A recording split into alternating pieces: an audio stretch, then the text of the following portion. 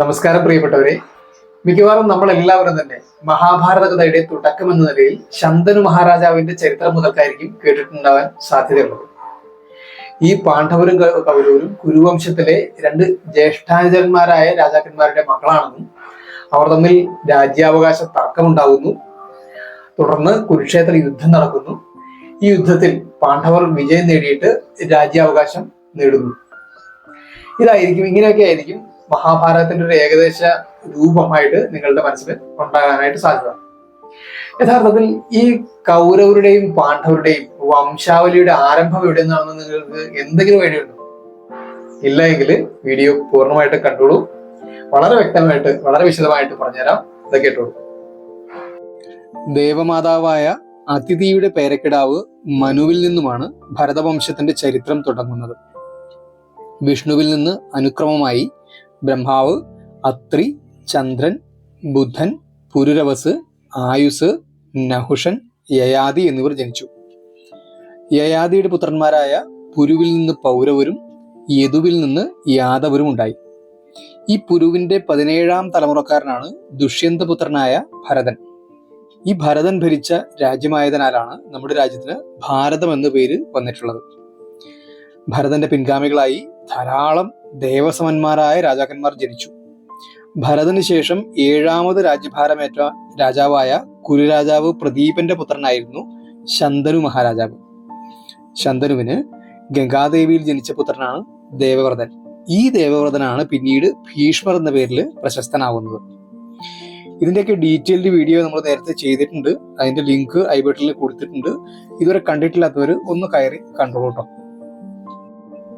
മഹാഭാരതത്തിന്റെ കർത്താവായ വേദവ്യാസന്റെ ജനനം പറഞ്ഞുകൊണ്ട് തന്നെ തുടങ്ങാം. മുക്കുവ രാജാവിന്റെ മകളായ സത്യവതി തന്റെ അച്ഛനെ സഹായിക്കാനായി കടത്തുവള്ളം തുഴയുമായിരുന്നു. ഒരിക്കൽ സത്യവതി തുഴയുന്ന കടത്തുവള്ളത്തില് പരാശര മഹർഷി കയറുകയും സത്യവതിയുടെ കുലീനമായ പെരുമാറ്റവും സേവന സന്നദ്ധതയുമെല്ലാം തൃപ്തനായ മഹർഷി അവൾക്ക് ഒരു പുത്രനെ അനുഗ്രഹിച്ചു നൽകുകയും ചെയ്തു. ആ പുത്രനാണ് വേദവ്യാസൻ. തന്നെ കാണാൻ എപ്പോൾ അമ്മ ആഗ്രഹിച്ചു മനസ്സിലോർക്കുന്നുവോ അപ്പോൾ അവിടെ ഞാൻ എത്തുമെന്ന് വാക്കുകൊടുത്ത് അമ്മയുടെ അനുവാദത്തോടെ വ്യാസൻ സന്യാസത്തിന് തിരിക്കുന്നു. ഗംഗാദേവിയാൽ പരിത്യജിക്കപ്പെട്ട ശന്തനു മഹാരാജാവ് സത്യവതിയിൽ പ്രേമപരവശനായി അവരെ വിവാഹം ചെയ്തു. ഈ വിവാഹത്തിൽ ശന്തനു മഹാരാജാവിന് ചിത്രാംഗതനെന്നും വിചിത്രവീരനെന്നും 2 പുത്രന്മാർ ജനിച്ചു. ഇതിൽ ചിത്രാംഗതൻ ഒരു ഗന്ധർവനുമായുള്ള യുദ്ധത്തിൽ കൊല്ലപ്പെടുന്നു. വിചിത്രവീരനാകട്ടെ അംബിക, അംബാലിക എന്നിങ്ങനെ 2 രാജകുമാരിമാരെ വിവാഹം ചെയ്തുവെങ്കിലും അവർക്ക് അനന്തരാവകാശികളൊന്നും ജനിച്ചിരുന്നില്ല. അദ്ദേഹം അകാലത്തിൽ മരണമടയുകയും ചെയ്യുന്നു. അനന്തരാവകാശികളില്ലാതെ കുലം മഞ്ഞു നിന്ന് പോകുമല്ലോ എന്നോർത്ത് ദുഃഖിതയായിരുന്ന സത്യവതിയോട് മഹാത്മാക്കളായ താപസശ്രേഷ്ഠന്മാരിൽ നിന്നും കുലം അന്യം നിന്ന് പോകാതിരിക്കാൻ പുത്രലാഭം നേടുന്നത് ധർമ്മത്തിന് വിരുദ്ധമല്ല എന്ന് ഭീഷ്മർ ഉപദേശിക്കുന്നു. അതുപ്രകാരം വ്യാസമഹർഷിയെ ഹസ്തിനപുരിയിലേക്ക് വിളിച്ചു വരുത്തി സത്യവതി കാര്യങ്ങൾ ധരിപ്പിക്കുന്നു. അങ്ങനെ വ്യാസമഹർഷിയിൽ നിന്ന് അംബികയ്ക്കും അംബാലികയ്ക്കും ജനിച്ച പുത്രന്മാരാണ് ധൃതരാഷ്ട്രരും പാണ്ഡവും. ഇതിൽ അംബികയുടെ തോഴിയിൽ വ്യാസന് ജനിച്ച പുത്രനാണ് വിതുരർ. ഈ രാജകുമാരന്മാർക്ക് വിവാഹപ്രായമെത്തിയപ്പോൾ ധൃതരാഷ്ട്രർ ഗാന്ധാരിയെ വിവാഹം ചെയ്തു. ഇരുവർക്കുണ്ടായ പുത്രന്മാരാണ് കൗരവർ. ഈ 100 പേരുടെ ഏക സഹോദരിയാണ് ദുശ്ശള.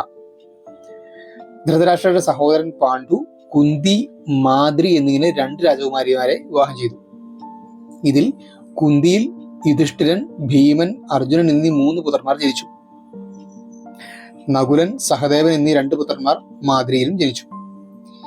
ഈ 5 സഹോദരന്മാർ ചേർന്നിട്ടാണ് പഞ്ചപാണ്ഡവർ എന്ന പേരിൽ അറിയപ്പെട്ടത്. ഇതിൽ പാണ്ഡവരിൽ ഭീമസേനന് ഹിഡുംബിയിൽ ജനിക്കുന്ന പുത്രനാണ് ഘടോൽകചൻ. മധ്യമ പാണ്ഡവനായ അർജുനന് സുഭദ്രയിൽ ജനിക്കുന്ന പുത്രനാണ് അഭിമന്യു. ഈ അഭിമന്യുവിനും ഉത്തരയ്ക്കും ജനിക്കുന്ന പുത്രനാണ് പരീക്ഷിത്ത് മഹാരാജാവ്. ഈ പരീക്ഷിത്തിന്റെ മകനാണ് ജനമേജയൻ.